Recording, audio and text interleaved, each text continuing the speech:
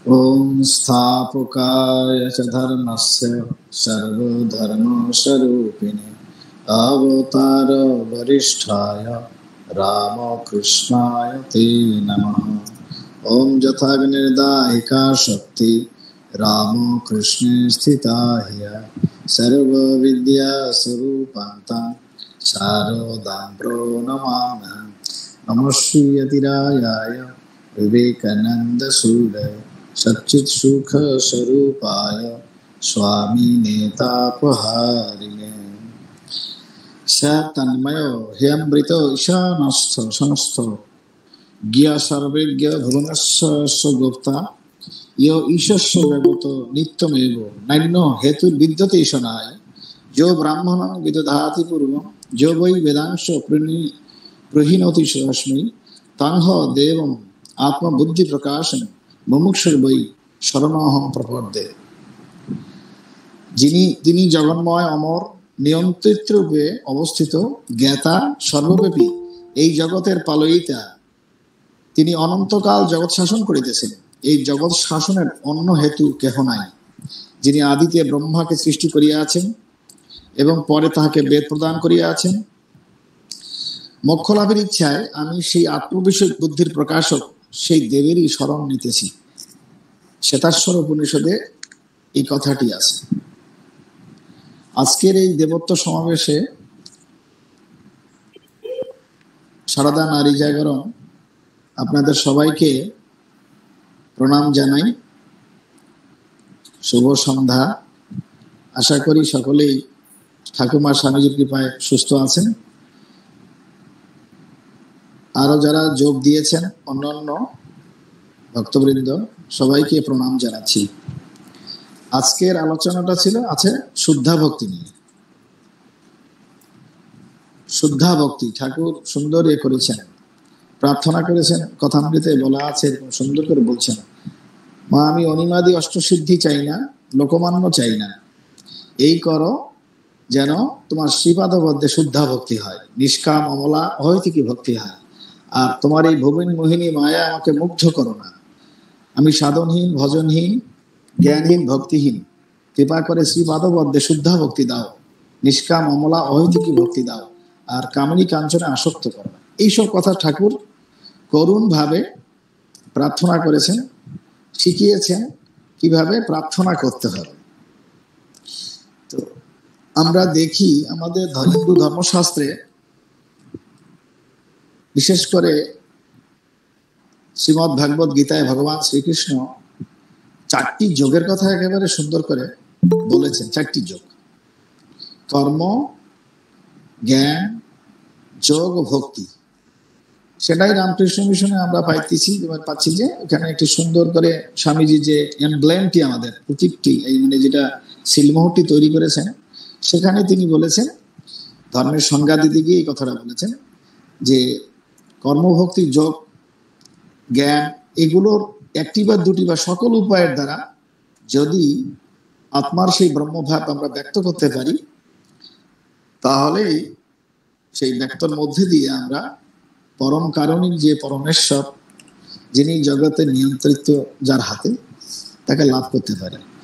এগুলোর মধ্যে কর্মের মাধ্যমে হয়, ভক্তির মাধ্যমে হয়, জ্ঞানের মাধ্যমে বা যোগের মাধ্যমে হয়। তবে স্বামীজি খুব সুন্দর উক্তি করেছেন যে এটা আমরা জানি, এরকম বলেছেন যে পাখির দুটো ডানা থাকলেই হবে না, একটা লেজ থাকতে হয়, পুচ্ছ। তো দুটো ডানা দিয়ে না থাকলে উঠতে পারবে না, আর পুচ্ছটাও দরকার। তো জ্ঞানযোগ এবং ভক্তিযোগ, এই দুটোকে যদি দুটো ডানা ধরি আর যোগটাকে যদি পুচ্ছ ধরি, তাহলে সুন্দর হয়। স্বামীজির কথা, ঠাকুরের কথা, জ্ঞান মিশ্রা ভক্তি এই যুগে সাধনীয়। যাই হোক, আমরা আমাদের আলোচ্য বিষয় সেটা হচ্ছে শুদ্ধা ভক্তি। শুদ্ধা ভক্তি আমরা আলোচনা করার আগে ভক্তির লক্ষণ জানার দরকার। আসলে কোনটাকে ভক্তি বলবো সেগুলো একটু করে জানার দরকার শুদ্ধা ভক্তির আলোচনার আগে। অকপট ভাবে ঈশ্বর অনুসন্ধানেই জানি ভক্তি।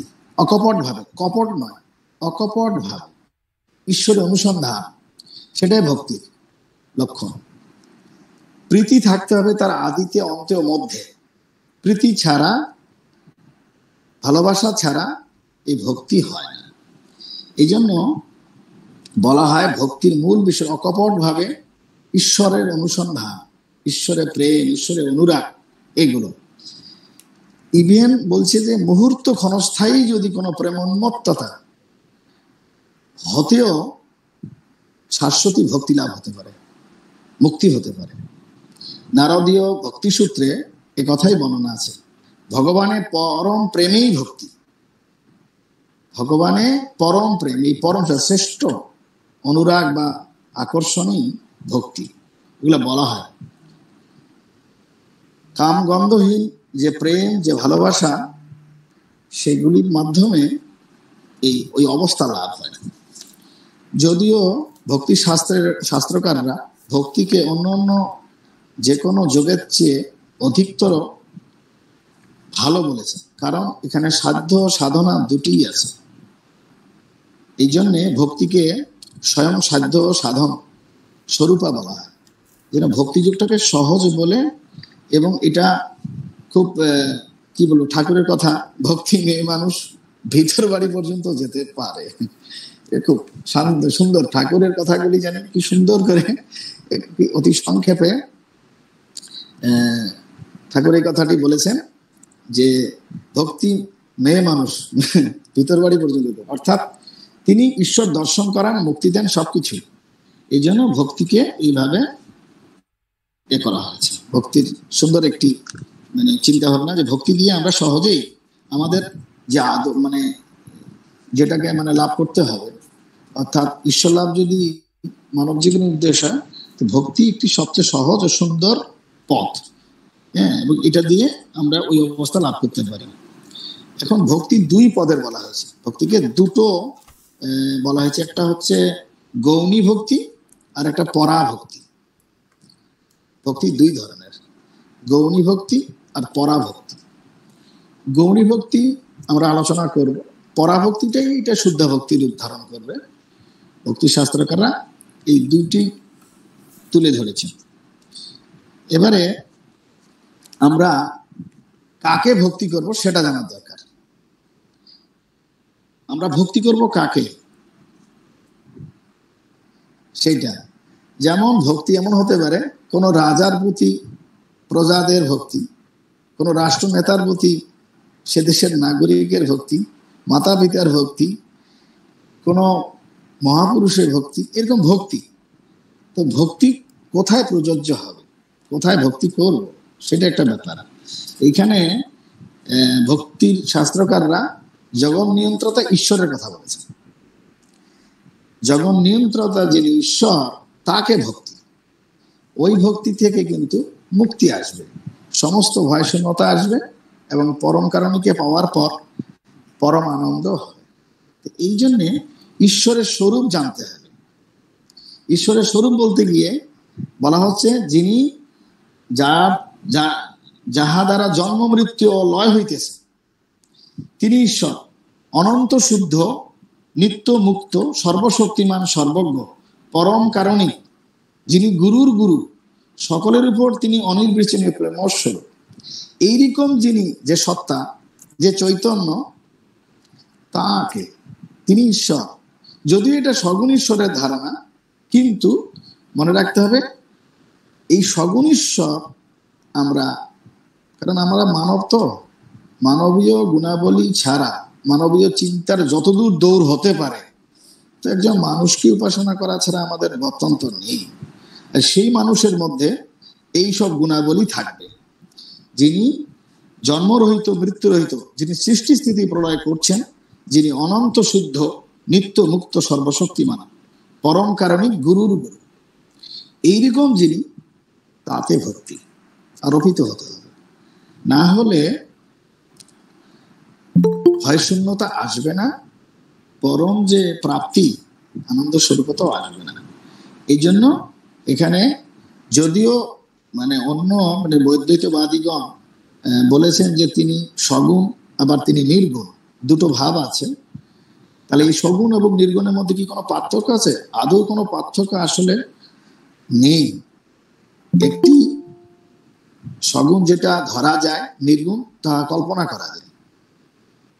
এই জন্য ভক্তিবাদীরা সাধারণত যাকে ধরা যায়, ছোঁয়া যায়, যার সাথে কথা বলা যায়, চিন্তা করা যায়, এইরকম সেই রকম একজন পরম কারণিককে তারা চিন্তা করেছে। এই জন্যে সগুণ নির্গুণ আমরা দুটোকেই নিচ্ছি, কারণ ব্রহ্ম এক বা অদ্বিতীয়, দুইটা না। যখন তিনি নির্গুণ নিরাকার তখন তাকে ব্রহ্ম বলি, আবার যখন তিনি ধরা দেন আমাদের মানুষের রূপ ধরে, মানুষের মতো হয়ে, আমাদেরই মতো, তখন তিনি সগুণ সচ্চিদানন্দ হয়ে যান।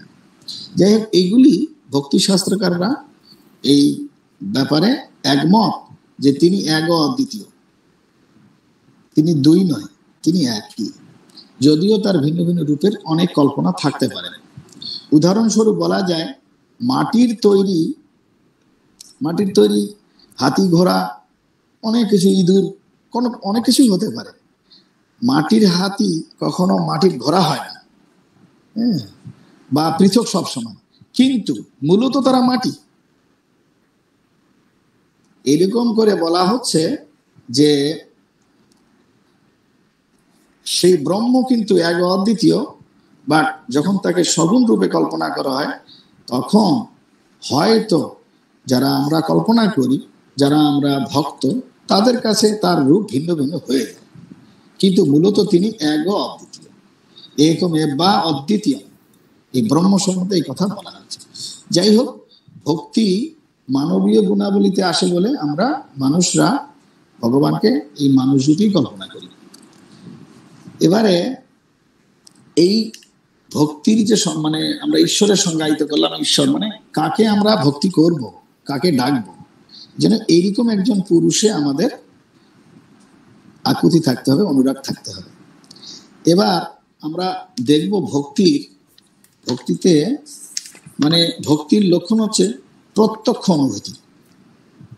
যেমন আমরা যারা ভক্তি করি, নানান ধূপ দ্বীপ নৈবেদ্য দিয়ে পূজা অর্চা করি, জপ ধ্যান করি, কিন্তু তার পরিসমাপ্তি হবে প্রত্যক্ষ অনুভূতি দিয়ে। অনুভূতি যতক্ষণ পর্যন্ত হবে না প্রত্যক্ষ, তখন ধর্মর ওই গৌণ ভক্তিতেই থাকবো আমরা, শুদ্ধ ভক্তিতে যেতে পারবো না।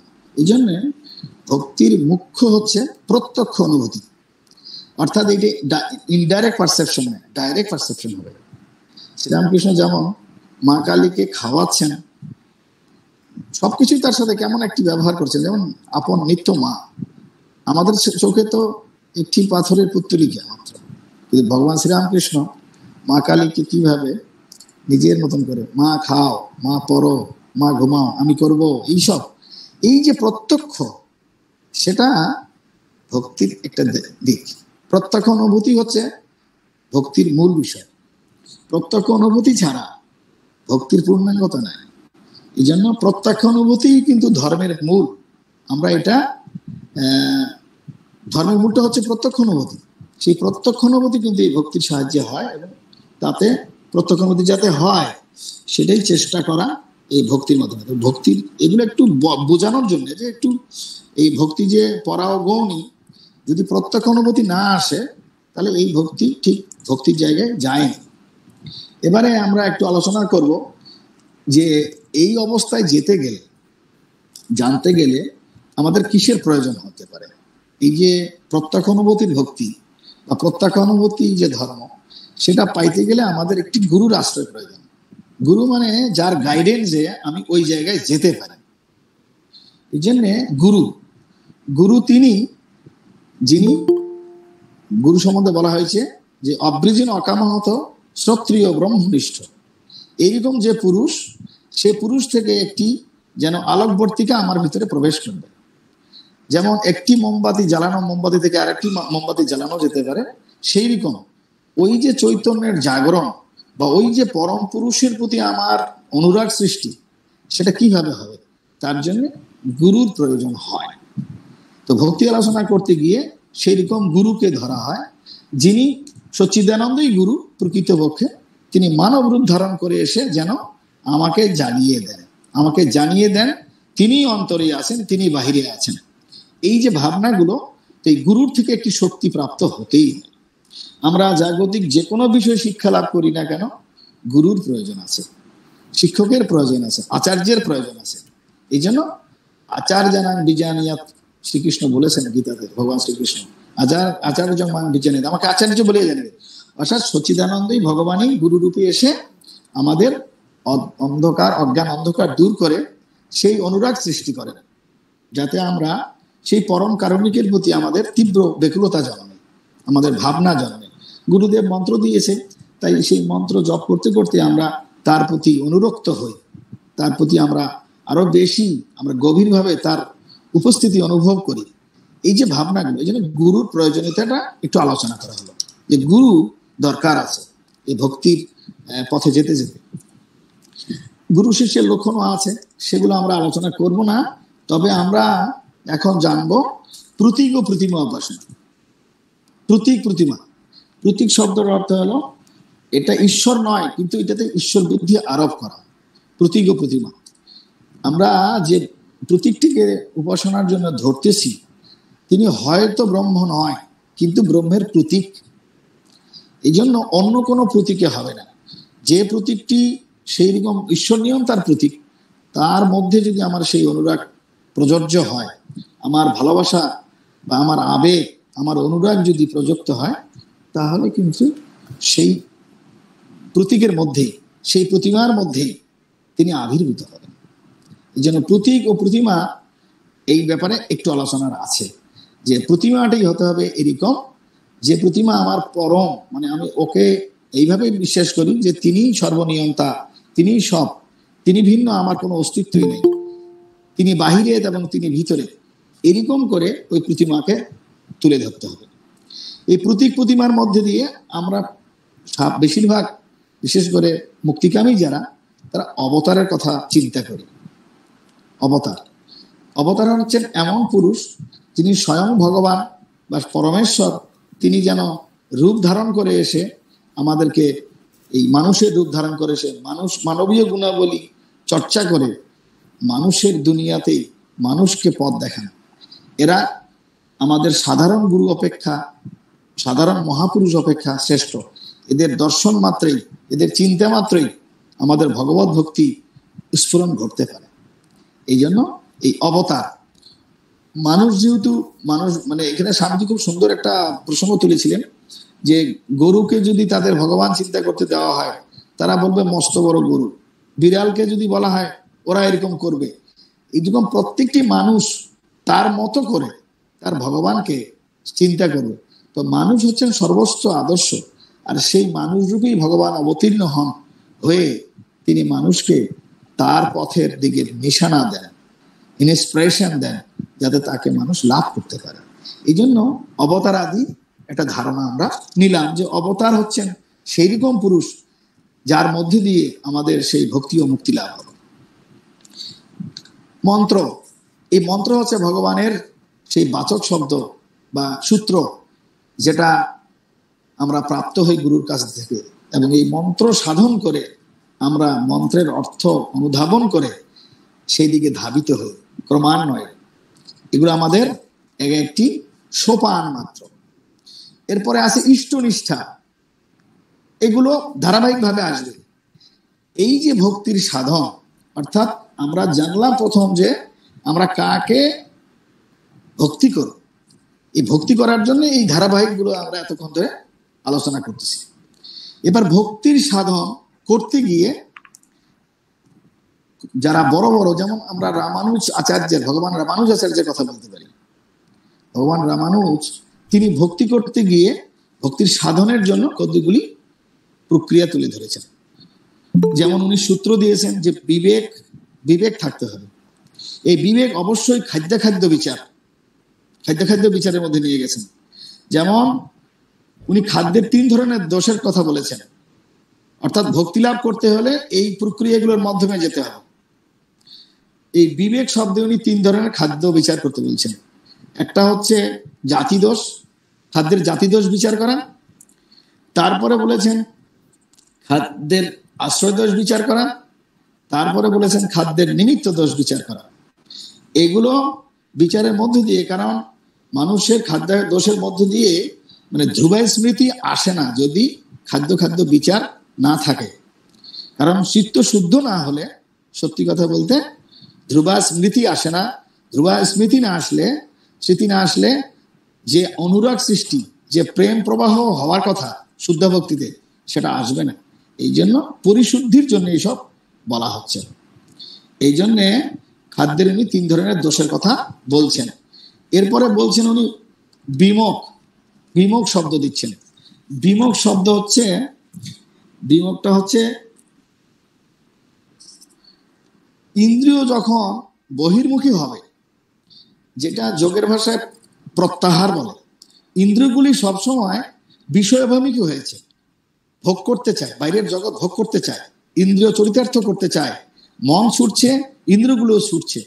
এটাকে ডাইভার্ট করে এনে কনসেন্ট্রেট করা বা বাইরের ভোগের বস্তুতে যেতে না দেওয়া, এই যে কন্ট্রোলিং ইয়াটা, এটাকে বলা হয় বিমুখ। উনি বলছেন এটা না হলে ভক্তি আসবে না। তাহলে মন চাইবে, ইন্দ্রিয় চাইবে বাইরের বস্তু বিষয় ভোগ করতে, তাহলে এই বিষয় ভোগের মধ্যে দিয়ে কিন্তু ভগবানের অনুরাগ সৃষ্টি হবে না। এই জন্য বিমুখের কথা। তারপরে আছে অভ্যাস। আমরা জানি ভগবান শ্রীকৃষ্ণ বলেছেন অভ্যাস ও বৈরাগ্য না তো কৃতিকিজ্জতে, অর্থাৎ অভ্যাস ও বৈরাগ্য, পুনঃ পুনঃ চেষ্টা, ভগবানের প্রতি ভগবানকে ভালোবাসা, ভগবানের চিন্তন করা, তাকে যে যেমন ভালোবাসে, ভালোবাসলে তার প্রতি একটা অনুরাগ সৃষ্টি হয়, গভীরতা বাড়ে। তো এইরকম বারবার যদি সংযম শিক্ষার মধ্য দিয়ে ভগবানের প্রতি যদি আমাদের মন প্রাণ ছুটে যায়, প্রাণ আটুপাটু করে ভগবানের দিকে, ভাবনাগুলো বাড়ে, তাহলে এইরকম অভ্যাস ছোটবেলা থেকে নানান ধরনের পূজা আর্চা, শুভকর্ম এবং ভালো কথা বলা, সত্য বাক্য বলা, এটা বাবা মা ছোটবেলা থেকে তো আমাদের পরিবেশ শেখায়। এগুলা সংযম অভ্যাস, ত্যাগ শিক্ষা, এগুলো করতে হয়।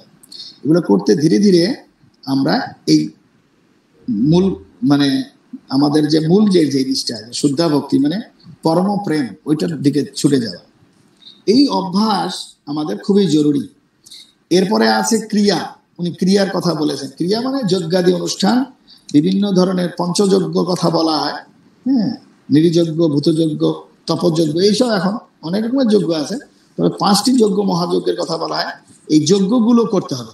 যজ্ঞ করলে চিত্তশুদ্ধি হবে। এটা স্বামীজিও বলেছে, চিত্তশুদ্ধি ছাড়া কোনো কিছু হবে না। সমস্ত সাধনার মূল হচ্ছে চিত্তশুদ্ধি। হ্যাঁ, তো যাই হোক, এই অভ্যাসের পরে উনি বলছেন কল্যাণ।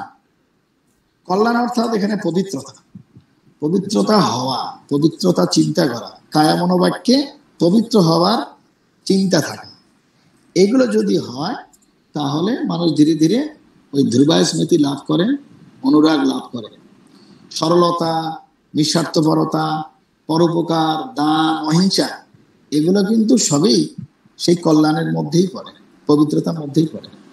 এইভাবে ধীরে ধীরে আরো এগিয়ে যেতে উনি একটা অনবসাদ বলেছেন। অনবসাদ শব্দের অর্থ শ্রুতি বলছেন যে বলহীন ব্যক্তি কোনোদিনও ভগবান লাভ করতে পারে। নয়মাত্মা বলহীনে ন লব্ধ, মানে দুর্বলের দ্বারা এগুলো লাভ হবে না। দুর্বল কখনো আত্মদর্শন করতে পারে না। এই জন্যে অনবসাদ শব্দের অর্থ হলো বলহীন হলে হবে না, বলশালী হতে হবে, শক্তি ও সাহস থাকতে হবে, নাহলে হবে না। শারীরিক মানসিক দৃঢ়তা থাকতে হবে, নাহলে যাওয়া যাবে না। এইরকম করে এরপরে উনি বলেছেন আরেকটি, সেটা হচ্ছে এটা খুব ইম্পর্টেন্ট এই জন্যে, অনুধর্ষ। অনুধর্ষ শব্দটা দিয়ে বোঝানো হচ্ছে যে অতিরিক্ত আমোদে মাতলেও চলবে না, আবার খুব বেশি একেবারে বিষাদগ্রস্ত থাকলেও হবে না, ব্যালেন্স থাকতে হবে। এইগুলি সাধন, এইগুলি কিন্তু সবই যেগুলি বলা হচ্ছে সবই কিন্তু গৌণী। এখনো কিন্তু গৌণী ভক্তি বলা হচ্ছে, পরাভক্তিতে এখনো আমরা ঢুকিনি, গৌণী ভক্তি বলা হচ্ছে। তো রামানুজাচার্যের এই খাদ্য নিয়ে অবশ্য শঙ্করাচার্যের মত আছে। তিনি বলছেন আহার সম্বন্ধে আহারিতে আহার, ইন্দ্রিয় দিয়ে যা কিছু আরোহণ করা হয় সেটাকে আহার বলে। শুধু আহার শুদ্ধ করলে হবে না, আমাদের সমস্ত ইন্দ্রিয়গুলোকেই সংযত করতে হবে, তবেই আমাদের ধ্রুবা স্মৃতির স্ফুরণ ঘটবে। তো যাই হোক, এগুলো সবই আমাদের গৌণী ভক্তি। তবে এই সকল সাধন না শিখলে হঠাৎ করে প্রেমা ভক্তিতে যাওয়া অত সহজ না, সাধারণ কথা নয়। এইগুলো চর্চা করে, এগুলো সোপান, মানে সিঁড়ি বেয়ে বেয়ে যাওয়া, হ্যাঁ, চলতে থাকবে। যাই হোক, এগুলো ধীরে ধীরে আমাদেরকে সেই পরাভক্তির দিকে নিয়ে যাবে। তারপরে পরাভক্তি আলোচনা করতে গিয়ে প্রথমেই কিন্তু মনে রাখতে হবে, পরাভক্তির প্রথম স্টেপ হচ্ছে ত্যাগ। ত্যাগে চলে যেতে হবে। ত্যাগ মানে ত্যাগ ছাড়া, কিন্তু ত্যাগে নই কেউ মৃত্যত্ব মানুষ, ত্যাগ ছাড়া সম্ভব নয়। ত্যাগ বলতে বিশ্ব ব্রহ্মাণ্ডের সমস্ত বস্তু যদি পরিত্যাগ করতে হয় সেই পরম প্রেমময়কে পাওয়ার জন্য, তবু প্রস্তুত থাকতে হবে। আমি ধন, যান, মন, জীবন, যৌবন, যা কিছু দুনিয়ায় আমাদের, সবকিছু পরিত্যাগ করতে পারে, এই ভাবনা ত্যাগের মাধ্যমে আসবে। শুধু তিনি একমাত্র আমার প্রাপ্তব্য বস্তু, বিশ্ব ব্রহ্মাণ্ডে আর কিছুই না। এইখান থেকে শুরু হবে পরাভক্তির চিন্তা ভাবনা। ত্যাগই তার প্রথম। ত্যাগই আমাদের ধর্মের ভিত্তি। ত্যাগই আমাদের এই ভক্তি বলেন, যে কোনো যোগ বলেন, যোগের মূল পিলারটাই হচ্ছে, বেসমেন্টটাই হচ্ছে ত্যাগ। এই ত্যাগে আসতে হবে। ত্যাগ দিয়ে আমাদের শুরু করতে হবে পরাভক্তির মূল। শুদ্ধ ভক্তির মূল হলো ত্যাগ। তো যার ভিতরে ত্যাগ এসেছে, যিনি সবকিছু ছাড়তে প্রস্তুত তার প্রিয়তমের জন্য, তার কাছে ভক্তির প্রথম স্টেপ বা বেসমেন্ট তৈরি হয়ে গেছে। সুতরাং ত্যাগ সম্বন্ধে বিশদ আলোচনা প্রয়োজন। আর ত্যাগকেই মূল ভিত্তি করে এবারে উঠতে হবে। এই হচ্ছে পরাভক্তির ফার্স্ট স্টেপ, ত্যাগের কথা। তারপরে এই ত্যাগ আমরা এখন আলোচনা করব না। ত্যাগের থেকে আমরা যাব যে ত্যাগ থেকে আসবে বৈরাগ্য। ত্যাগ থেকে এই যে বৈরাগ্য, বৈরাগ্য হচ্ছে ঈশ্বরে অনুরাগ, বিশ্বয়ে বিরাগ। এই বিশ্ব ব্রহ্মাণ্ডের সবকিছুতেই থেকে বিরাগ ভাজন হয়ে সেই পরম ঈশ্বরের প্রতি যাওয়া। তারপরে এই যে ত্যাগ এবং বৈরাগ্য, সেই ত্যাগ ও বৈরাগ্য কষ্টের নয়। ভক্তিযোগের ত্যাগ ও বৈরাগ্য কষ্টের নয়। বাড়িঘর ছাড়তে হবে না, মনে মনে ভাবতে হবে। বাড়িঘর ছাড়ার বিপদ না, যে বাড়িঘর ছেড়ে চলে যাওয়ার নাম ত্যাগ বা বৈরাগ্য, তা না। ভক্তিযোগের বৈরাগ্য হচ্ছে এই যে ইন্দ্রিয় অনুরাগ, ইন্দ্রিয়ের প্রতি যে আমাদের আসক্তি, মান যশ, এই আমার দেহ, এইগুলোকে ঈশ্বরাভিমুখী করা। না, তিনি পরম কারণিক, তিনি পরম নিয়ন্তা, তার থেকেই উদ্ভূত, তাতেই আমাদের পরিসমাপ্তি। সুতরাং তাকে পাওয়া। এরকম করে করে আমাদের ভক্তির যে শুদ্ধা ভক্তি, সেটা এগিয়ে যাওয়া। ভক্তিযুগের স্বাভাবিক যে রহস্যটা আমরা না বলে এখন বলবো, এই ভক্তিটাকে আমরা কোন পর্যায়ে নিয়ে গেলে আমাদের সত্যিকারে ভক্তি হবে।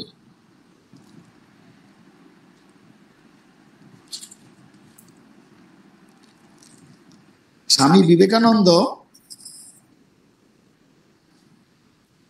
এই ভক্তি সম্বন্ধে বলতে গিয়ে উনি ভক্তিকে একটি ত্রিকোণাত্মিকা, মানে ত্রিভুজের সঙ্গে বর্ণনা করেছেন। ত্রিভুজ যেমন তিনটা কোণের সমন্বয় হয় ত্রিভুজ, সেরকম পরিপূর্ণ ভক্তি হতে গেলে এই তিনটি বিষয় আমাদের ঠিক দেখতে হবে। তিনটি বিষয়, স্বামীজি তিনটি বিষয়ের কথা বলেছেন। তিন কোণাত্মিকা যেমন ত্রিভুজ, সেরকম এই ভক্তি বা প্রেমের তিন কোণের ভক্তি হতে হবে। তার প্রথম কোণটা উনি বলছেন, ভক্তিতে কোনো দোকানদারিত্ব চলে না। যে ভগবানকে আমি এই পাবো বলে এইভাবে ভক্তি করছি, এরকম চলবে না। অর্থাৎ কোন রকমের বিনিময় প্রথা না, ভালোবাসার জন্যই ভালোবাসা। স্বামীজি উদাহরণ দিয়েছেন যে পতঙ্গ যেমন অগ্নিকে ভালোবাসে, আগুন দেখলেই ছুটে যায়, সেখানে সে যে মারা যাচ্ছে তারপরেও পতঙ্গ আলিঙ্গন করতে চায় সেই অগ্নিকে। সেই রকম এখানে পৃথিবীর কোনো কিছুই ধন জন কোনো কিছুই চাই না, কোনো কিছুর আকাঙ্ক্ষা আমি করি না, আমি শুধু তাকেই চাই। এরকম যদি ভাবনা আসে কোনো সাধকের, কোনো ভক্তের হৃদয়ে, দোকানদারিত্ব চলে যায়, তাহলে প্রেমাভক্তি, শুদ্ধ ভক্তি হৃদয় হবে। এইভাবে যদি প্রেমিকের প্রতি প্রযুক্ত হয়, প্রিয়তমের প্রতি যদি ভক্তি প্রযুক্ত হয়, কিছুই চাই না, আমি অগ্নিশিখা সম আলিঙ্গন করব যেমন পতঙ্গ করে, আমি তাকে চাই, তার ভালোবাসায় আমি পাগল, এরকম ভাবনা যখন স্টার্ট হবে, তখন ভগবান ওই পরাভক্তি লাভ হয়। এটা হলো প্রথম কোণ, স্বামীজি বলছেন। দোকানদারিতে থাকবে না। সেকেন্ড আসতেছে যে এখানে কোনো ভয় থাকবে না। দ্বিতীয় কোণটা ভক্তির, ভয়ের থেকে কোনো ভক্তির হৃদয় হয় না। স্বামীজি উদাহরণ দিয়েছে খুব সুন্দর। যেমন একটি মা, তরুণী মা কোনোদিন রাস্তা দিয়ে যাচ্ছে, একটা যদি খেকশিয়াল বা একটা কুকুরও যদি তাড়া করে বা ভয় দেখায়, তাহলে সে ভুগলে পরে সাথে সাথে নিরাপদ আশ্রয় যাওয়ার চেষ্টা করবে। কিন্তু ওই মাই যদি পরের দিন তার সন্তানকে নিয়ে রাস্তায় থাকে, সিংহ যদি এসে তার সন্তান কেড়ে নিতে চায়, সে কিন্তু সন্তানের আগে নিজেকে সিংহের মুখে দিয়ে দেবে। ভালোবাসা এখানে, অর্থাৎ ভালোবাসা ভয়কে জয় করে। তো ভগবানের ভক্তি করতে গিয়ে সেই রকম ভয় থাকবে না। আমরা সাধারণত কিছু প্রাপ্তির আশায় বা আমার এই কর্ম বোধহয় ভুল হচ্ছে, আমার ডাকাডাকি ঠিক মতন হচ্ছে না, ভগবান হয়তো আমাকে শাস্তি দেবে, হ্যাঁ, তাই আমি ভক্তি করছি, তাই আমার সাধন ভজন, এই ভাবনাগুলো থাকলে পরাভক্তির উদয় হবে না, শুদ্ধ ভক্তি আসবে না। এই জন্য ভয় শূন্যতা এই ত্রিকোণাত্মিকা ভক্তির আরেকটি কোণ, ভয় শূন্যতা। এরপরে আছে রাইবাল, মানে প্রতিদ্বন্দ্বী থাকবে না। আমার প্রিয়তমের প্রতিদ্বন্দ্বী থাকবে না। আমি যাকে ভালোবাসি তার কোনো প্রতিদ্বন্দ্বী থাকবে না। হয়তো কোনো একটি ছেলে একটি কুৎসিত মেয়েকে ভালোবাসে, স্বামীজি উদাহরণ দিয়েছেন, হয়তো আমাদের চোখে, অন্যদের চোখে সে মেয়ে সুন্দরী নয়, কিন্তু প্রেমিকের কাছে সে অবশ্যই বিশ্ব সুন্দরী। ভাইস ভার্সা, একটি প্রেমিকাও যদি তার প্রেমিকের প্রতি এরকম অনুরক্ত থাকে এবং সেটা যদি কুৎসিত হয় অন্যের চোখে, কিন্তু তার কাছে সে অনিন্দ সুন্দর। এই যে ভাবনাগুলি, অর্থাৎ প্রতিদ্বন্দ্বী থাকবে না। আমার ইষ্ট নিষ্ঠা, আমার ভগবান, আমি যাকে ভালোবাসি, আমি যাকে পুজো করি, যাকে আমার ইষ্ট বলে গ্রহণ করেছি, তার কোনো প্রতিদ্বন্দ্বী থাকতে পারবে না। প্রতিদ্বন্দ্বী থাকা যাবে না। প্রতিদ্বন্দ্বী থাকলে সেই প্রেমের উদয় হবে না, ভালোবাসার উদয় হবে না।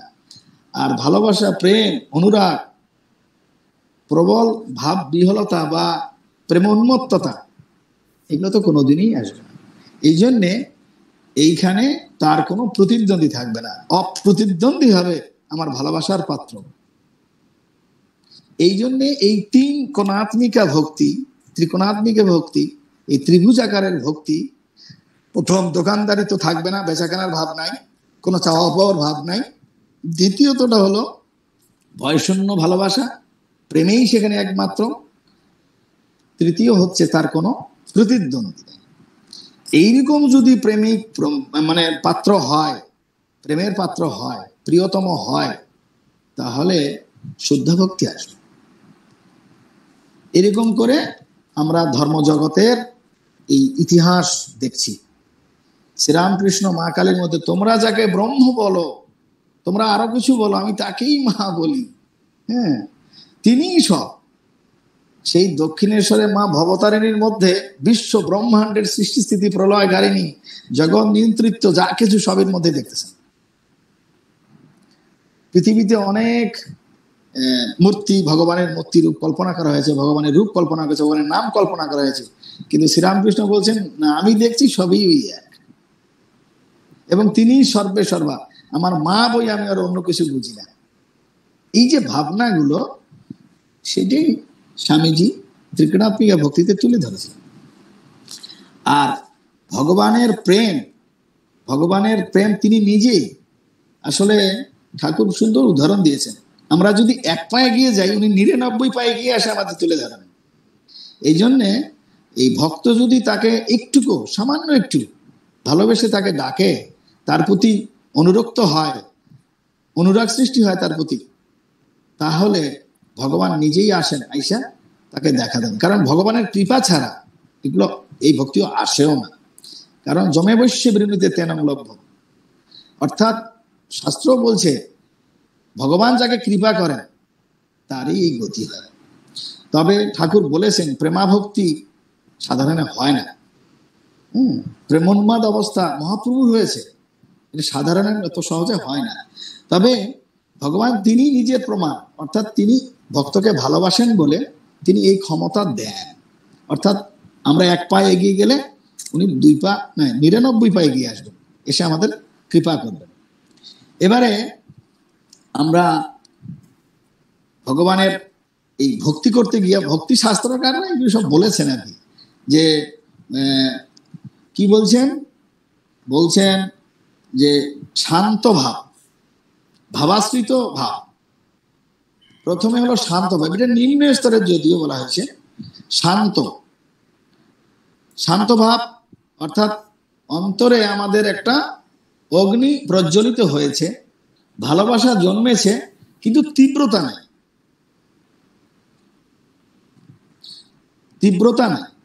মানুষ আমরা যে ধর্মকর্ম করছি, যে সেটা তীব্রতা নাই, তবে শান্তভাবে ভগবানের উপাসনা করছি, ভগবানকে ডাকছি, তাকে ভালোবাসতেছি, এইরকম যে ভাব, সেটা শান্ত ভাব। মানবীয় গুণাবলীতে এইসব বর্ণনা হচ্ছে শান্ত ভাব। এই শান্ত ভাবের পরে আছে দাস্য ভাব। ভগবান যেন প্রভু, আমি যেন তার দাস। ভগবান অনন্ত অসীম, আমি ক্ষুদ্র, এই ভাবনাগুলো দাস্য ভাব। শান্তর পরে দাস্য ভাব, দাস্যর পরে আছে শান্ত দাস্য সখ্য ভাব। ভগবান যেন দাস ভাবটা এরকম, দাস ভাবটা যে মানে প্রভু আমি ভিত্ত এরকম, আর সখ্য ভাবটা সমান সমান। ভগবানের কাছে মানে বন্ধুর কাছে যেমন সবকিছু খুলে বলা যায়, চিন্তা করা যায়, মানবীয় ভাবগুলো বলা হচ্ছে। কারণ তিনি আমাদের যেন সখা, আমার দুঃখ কষ্ট, আমার গোপন সবকিছু আমি তাকে বলতে পারি, এই ভাবগুলো। দাস্যর পরে সখ্যের পরে মধুর ভাব, এটা শ্রেষ্ঠ ভাব বলা হয়েছে, ভাবাতীত ভাব। এই ভাবের মধ্যে সব ভাবেই আছে। স্বামী স্ত্রীর ভাব, এটা মানবীয় ভাষায় বর্ণনা করা হয়, কারণ মানুষ তো আসলে মানুষের ভাব দিয়ে বোঝালে মানুষ বুঝতে পারে, এই জন্য ভগবানের সাথে এই ভাবগুলো আরোপ করা, স্বামী স্ত্রীর ভাব।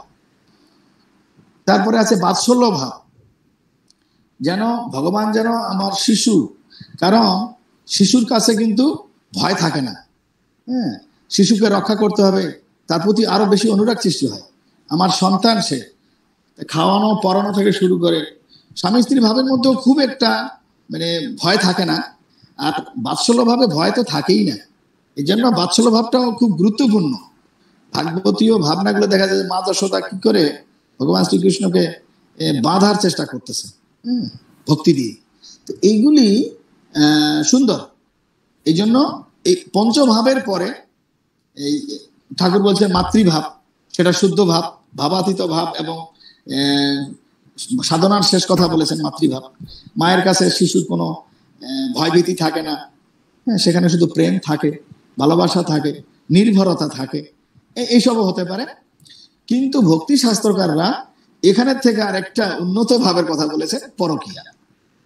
যেটা পরকীয়া, সেটাতে উন্মত্ততা থাকে। এই পরকীয়াটা এই জন্য মিস্টিক্যাল, মানে যতগুলো বর্ণনা করা হয়েছে ভক্তি শাস্ত্রে, সবচেয়ে বেশি গুরুত্ব দেওয়া হয়েছে এই পরকীয়া। এই জন্য রাসলীলা, রাধা গোপী প্রেম, এগুলোকে ভক্তি যুগের চরম অবস্থা বলা হয়েছে। আসলে সত্যি কথা, ওই ভাবনাগুলো আমরা আমাদের মানবিক ভাষায় প্রকাশ করতে পারছি না, কিন্তু তারা এই শাস্ত্রকাররা চেষ্টা করেছেন। এটা হচ্ছে শ্রেষ্ঠ, একমাত্র যিনি ভগবান, একমাত্র যিনি আমার প্রেমের পরম প্রেমময়, যে আমার জিনিস, তার কাছে যেতে, তার সাথে মিলিত হতে যদি আমার এইরকম তীব্র আকাঙ্ক্ষা না হয়, সমস্ত কাজের মধ্যে যদি, সমস্ত চিন্তার মধ্যে যদি তিনি না থাকে, তাহলে কিভাবে তাকে পাওয়া যাবে? এই জন্য পরকীয়া শব্দটা দিয়ে বোঝানো হয়েছে মানবীয় ভাবের এটা শ্রেষ্ঠ। কারণ পরকীয়া প্রেমকে এমনভাবে দেখানো হয়েছে যে এটা সমস্ত কিছুর মধ্যে অনুদিত হচ্ছে। এই জন্য ঈশ্বরের প্রেম যদি এইভাবে প্রযুক্ত হয়, ঈশ্বরের প্রতি ভালোবাসা যদি আমাদের এরকম গভীরভাবে আন্দোলিত করে, এবং তিনি ভিন্ন আমি যদি দ্বিতীয় কিছু কল্পনা করতে না পারি, তবে ওই পরম প্রেমের উদ্ভব হবে, শুদ্ধা ভক্তির উদ্ভব হবে, যার মধ্য দিয়ে সাধক ভক্ত দ্রুত সেই চরম অবস্থা লাভ করবে। এই জন্য স্বামীজি বলছেন, ক্ষণিকের মাত্র প্রেম উন্মত্ততাও সাধককে সেই সর্বোচ্চ শিখরে পৌঁছাতে পারে। এই জন্যে ভগবানের প্রতি, সেই পরম কারণিকের প্রতি, সেই আকর্ষণের প্রতি যদি আমরা আকর্ষিত হতে পারি, সমস্ত কিছু বিসর্জন দিয়ে, জাতিকুল মান শব্দ বলা হচ্ছে, এগুলোকে বিসর্জন দিয়ে যদি সেই পরম প্রেমময়ের প্রতি আমরা ক্ষণিকেও ধাবিত হই, তার এখানে অনেক কিছু বলা হয়েছে মানে মানবীয় ভাষায়, তার একটি আদরও যদি আমার জীবনে ঘটে, তিনি যদি আমাকে একটি সামান্য স্পর্শ করেন, তবেই জীবন ধন্য হয়ে যেতে পারে। সুতরাং এটা শুদ্ধা ভক্তির এইগুলো লক্ষণ। আমরা এই কথা বলতে চাই যে সমস্ত কিছু বিসর্জন দিয়ে হলেও তার স্পর্শ যদি আমি পাই, তার একটি ভালোবাসা যদি আমার জীবনে ঘটে যায়, তবেই সমস্ত দুঃখ যন্ত্রণা, এবং যে যন্ত্রণার জন্য এই জগৎ সৃষ্টি, যে যন্ত্রণার মধ্য দিয়ে এই জগতের পরিভ্রমণ, মুহূর্তের মধ্যে, ক্ষণিকের মধ্যেই সব সমাপ্ত হতে পারে। এই জন্যে এই পরকীয়া ভক্তির কথা বলা হয়েছে। আমি উপসংহার করব, উপসংহার করতে গিয়ে আমি আমার শেষ করতে গিয়ে আমি ভক্তের কাছে এটাই আবেদন করব, ভক্তির সর্বোচ্চ সুখ কি হতে পারে, ভক্তের কাছে কোনটা শ্রেষ্ঠ আদর্শ, সেটা এই অহৈতুকী ভক্তি কিভাবে আসবে, আর এটা আসলেই আমাদের কি হয়, সেটা দেখাবো এটার মধ্যে দিয়ে। শ্রীরামকৃষ্ণকে কে সবাই পাগল বলেছিল, শ্রীরামকৃষ্ণ বলেছেন যে কেউ টাকার জন্য পাগল, কেউ রূপের জন্য পাগল, এ পাগল, দুনিয়াটা পাগলের কারখানা, সবাই পাগল। আমি না হয় সেই চৈতন্য পরম প্রেমময়ের জন্যই পাগল। পৃথিবীর সবকিছুই পাগলামি, পৃথিবীর সবকিছুতেই যদি ধরি পাগলামি, কিন্তু সেই সত্যিকারের পাগল যিনি সেই পরমেশ্বরের জন্য পাগল, তিনিই পাগল, সত্যিকারের পাগল, যার ভগবত প্রেমোন্মত্ততা এসেছে, তিনি সত্যিকারের পাগল, যার মধ্যে সমস্ত সংসার ব্যাধির উপশম করার ভাবনা এসেছে। অনন্তকালের জন্য যিনি আরোগ্য লাভ করতে চান, তার কাছে এই শুদ্ধা ভক্তি আসে। তিনি এই মানব জীবন সার্থক করতে পারেন যদি কোনো ভাগ্যবানের প্রতি ভগবানের কৃপা হয়, করুণা হয়, এবং যদি ভগবানের প্রতি ভগবান যদি কৃপা করে সেই ভক্তকে একটি আলিঙ্গনের মাধ্যমে সার্থক করে, জীবন সার্থক করে। সুতরাং আজকের এই আলোচনায় আপনারা যারা শুনলেন, আমার ভুল ত্রুটি মার্জনীয়। আমি প্রার্থনা করি ভগবান শ্রীরামকৃষ্ণ, মা শারদা, স্বামী বিবেকানন্দ আমাদের ভিতরে সেই প্রেম জাগাক, ভালোবাসা জাগাক, আমাদেরকে তার স্পর্শ দিয়ে, ভালোবাসা দিয়ে আমাদেরকে আপন করে নিক। আমরা যেন এই জীবনেই আমাদের জীবনের সমস্ত আমাদের যে ভাবনাগুলি, চিন্তাগুলি, কর্মগুলি, আমাদের সমস্ত চিন্তা ভাবনা এবং আমাদের যা কিছু সবই তার চরণে আমরা অর্পণ করে তাকে লাভ করে ধন্য হতে পারি। ওম নিরঞ্জনম নিত্যম অনন্ত রূপম ভক্তানুকম্পাধিত বিগ্রহং বৈ ঈশাবতারং পরমেশমিড্ডং তং রামকৃষ্ণং শিরসা নমামি।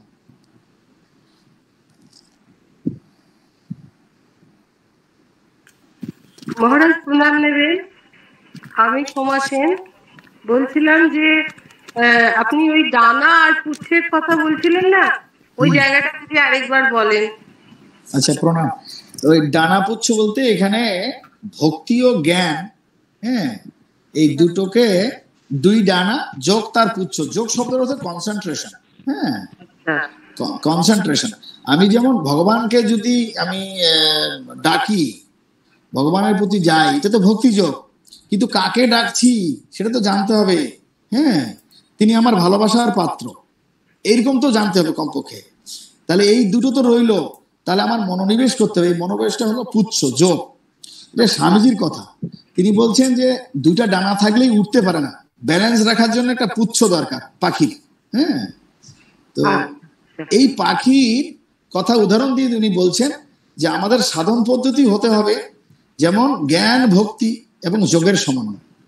যোগ শব্দের অর্থ এখানে কনসেন্ট্রেশন বুঝে নিতে হবে, মানে ভগবানের নিবিষ্ট হওয়া। তবে এগুলো একই জিনিস, আলাদা কিছু নয়। আলোচনার জন্য এরকম কর্ম, ভক্তি, জ্ঞান, যোগের কথা বলা হচ্ছে। সমস্ত যোগগুলোর উদ্দেশ্য হচ্ছে সেই পরম পুরুষে নিয়ে যাওয়া। হ্যাঁ, আচ্ছা, ধন্যবাদ মহারাজ। আচ্ছা, প্রণাম। মহারাজ, আমার একটা প্রশ্ন আছে। আমি বলতে চাইছি, আপনি যে বললেন যে খাদ্যের প্রকারভেদ, ওই খাদ্যের প্রকারভেদটা আরেকবার একটু বলুন। খাদ্যের না? আচ্ছা, এখানে রামানুজ মানে মতে বিবেক, প্রথমে বিবেক। হ্যাঁ হ্যাঁ, রামানুজ, এটা রামানুজের মত। উনি বলছেন বিবেক বলতে খাদ্য বিচার, কোনটা খাদ্য কোনটা অখাদ্য। মানে ভক্ত হতে গেলে এইগুলো বিচার করতে হবে, ভক্ত হতে গেলে। কিন্তু এখানে উনি বিবেক প্রথম বলছেন, উনি মানে জাতি দোষ। কিছু খাদ্য আছে জাতি দোষ, মানে খাদ্যগুলো খারাপ, যেমন রসুন, পেঁয়াজ, মাছ, মাংস, মদ ইত্যাদি নেশা জাতীয় দ্রব্য, এগুলো খাদ্যগুলোই দোষে। দ্বিতীয়টা হলো আশ্রয় দোষ। আশ্রয় দোষ হচ্ছে অসৎ চরিত্রের লোকের হাতে খেলে বা রান্না খেলে হয়তো মনের কলুষতা আসতে পারে, এগুলো দোষ বিচার করতে বলছেন। যেগুলো থেকে কিন্তু আমাদের এই জাতি প্রথা আসছে, ট্রাস্টিসিজম, ছুঁয়ো না, ধরো না, এগুলো থেকে আসছে। এরপরে আছে নিমিত্ত দোষ। নিমিত্ত দোষগুলো হচ্ছে পচা, বাসি, হ্যাঁ, এই টাইপের, মানে কীট দংশন করছে বা কোনো পোকামাকড়ে পড়ছে, এই টাইপের খাবার খেলেও হানি হতে পারে ভক্তির। ধ্রুবা স্মৃতি, মানে ভক্তির হানি হবে, শরীর খারাপ হবে, এইসব বলা হয়েছে। ঠিক আছে মহারাজ, এবার বুঝতে পেরেছি। হ্যাঁ হ্যাঁ, মহারাজ প্রণাম। প্রণাম। কৃষ্ণ এবং রাধার মধ্যে যে প্রেম, ওটা অনেকেই বলেন পরকীয়া প্রেম। তো যখন তত্ত্ব আলোচনা হয় তখন রাধা কৃষ্ণের প্রেমের যে ব্যাখ্যাটা অনেকে ভুল করে। তো সেখানে একটা জায়গায় বলা হয়েছে যে রাধা এবং কৃষ্ণের মধ্যে যে প্রেমের উন্মত্ততা, সেই উন্মত্ততা ভক্ত এবং মানে কি ভগবানের মধুর সম্পর্ক। এটা কি ঠিক? একদম একদম। আরে প্রথমে বুঝতে হবে যে ভগবান কিন্তু ওই সময় যদি ভাগবত ধরি, ভগবান বৃন্দাবন লীলা 10 বছরে শেষ করছে। 10 বছর, ভালো করে খেয়াল করেন। ভগবানের যখন 10 বছর বয়স, তখন ওই বৃন্দাবন লীলা শেষ হয়েছে। 10 বছরের শিশু, চিন্তা করুন, তিনি ভগবান। আচ্ছা, আবার বৃন্দাবনের লীলায় দেখেন, গোপীগণ বলতেছেন যে তারা কৃষ্ণ কৃষ্ণ নিজেকে ভাবতেছে, বুঝলেন? এটা অপূর্ব ব্যাপার, অপূর্ব ব্যাপার। ওরা নিজেরাই কৃষ্ণ কৃষ্ণ ভাবতেছে, অর্থাৎ দ্বৈত নাই সেখানে, অদ্বৈত ভাব। তারা নিজের তদীয়তা হারিয়ে ফেলেছিল গোপীগণ। তারা স্ত্রী পুরুষ এটা পরের ধারণা, তারা কৃষ্ণ চিন্তা করতে করতে তারা কৃষ্ণময় হয়ে গেছিল। হ্যাঁ, ওগুলো কোনো পুরুষ মহিলার ব্যাপার নয়, এটা বোঝানোর জন্য একটা মানবীয় ভাব। ভগবান এবং ভক্ত, জীবাত্মা পরমাত্মা এক জিনিস। যেমন ওই যে মুন্ডক উপনিষদের কথা আছে না, একটা উপরের পাখি, একটা নিচের পাখি। নিচের পাখি বিভিন্ন কাঁচা ফল খাচ্ছে আর কষ্ট পাচ্ছে, মিষ্টি ফল খাচ্ছে সুখ পাচ্ছে, কিন্তু উপরের পাখিটা স্থিরই ছিল। ভগবান শ্রীকৃষ্ণ আর রাধা বা গোপীগণ আলাদা কিছু নয়। আর শ্রীরামকৃষ্ণ কি উদাহরণ দিয়েছেন দেখেন, কথামৃতে আছে যে এরা দেবী শ্রেষ্ঠ, এরা দেবী ছিলেন, এরা ঋষিরা, এরা ভগবানের লীলা সম্ভব করবার জন্য এইবার এই রূপ ধারণ করেছে।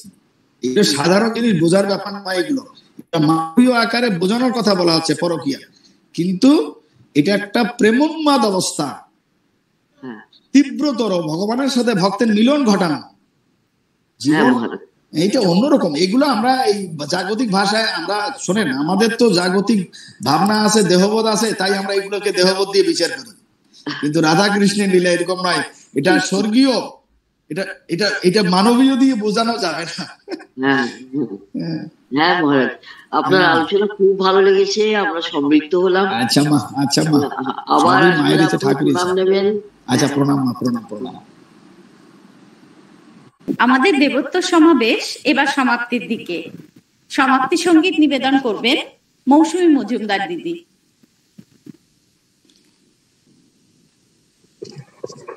প্রণাম মহারাজ। ঠাকুর মা স্বামীজির শ্রীচরণে আভূমি লুণ্ঠিত প্রণাম। উপস্থিত সকল দিদিদের আমার প্রণাম। মহারাজের শ্রীচরণে আমার সশ্রদ্ধ ভক্তিপূর্ণ প্রণাম। আমি একটি সঙ্গীত নিবেদন করছি।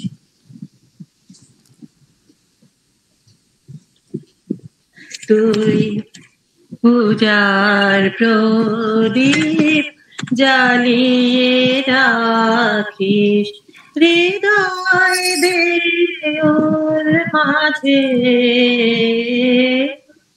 পূজার প্রদীপ জ্বালিয়ে রাখিস হৃদয় দেওর মাঝে, ভক্তি প্রেমের খুশি জানিস নিত্য সকাল সাঁঝে, পূজার প্রদীপ জ্বালিয়ে রাখিস হৃদয় দেউল মাঝে, পাবে যে দিন দুঃখ ব্যথা দেবতারি পায় নোয়াস মাথা, পাবি যে দিন দুঃখ ব্যথা দেবতারি পায় নোয়াস মাথা, বলিস তোমারি ইচ্ছা হলো আমার জীবন মাঝে, পূজার প্রদীপ জ্বালিয়ে রাখিস হৃদয় দেউল মাঝে, আপনাকে তার ভৃত্য রাখিস তারে করিস রাজা, তার তরে তুই আসন পাতিস ফুলের মালা সাজা, আপনাকে তার ভৃত্য রাখিস তারে করিস রাজা, তার তরে তুই আসন পাতিস ফুলের মালা সাজা, তবু যদি দেখা না পাস চোখের জলে বেদন জানাস, তবু যদি দেখা না পাস চোখের জলে বেদন জানাস, বলিস প্রিয় তোমার তরে এ দেহে প্রাণ আছে, পূজার প্রদীপ জ্বালিয়ে রাখিস হৃদয় দেউল মাঝে, ভক্তি প্রেমের ধূপটি জ্বালিস নিত্য সকাল সাঁঝে, পূজার প্রদীপ জ্বালিয়ে রাখিস হৃদয় দেউল মাঝে। জয় ঠাকুর, জয় মা, জয় স্বামীজি। মহারাজ আমার প্রণাম নেবেন, সকল দিদিদের আমার প্রণাম। ওম শান্তি শান্তি শান্তি। হরি ওম তৎসৎ। শ্রী রামকৃষ্ণার্পণমস্তু। জয় ঠাকুর, জয় মা, জয় স্বামীজি।